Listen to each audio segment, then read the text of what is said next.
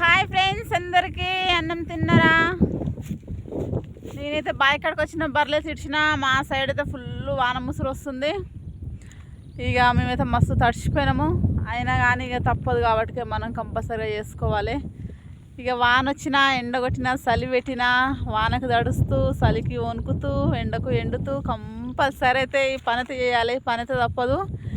ఇక మనం ఈ పని చేయకుండా ఇంట్లో కూర్చుంటున్నది ఇక బర్రెలకైతే ఆకలికి వస్తాయి పాపం. అవి దాంట్లో కడుపు ఎందుకు మార్చాలి. కంపల్సరిగా చేసుకునే పని అయితే ఇక చేయాలి, తప్పదు. చూడండి, మా బర్రెలు అయితే అక్కడ మెస్తున్నాయి మంచిగా. అక్కడ కానొచ్చేది మా ఊరు.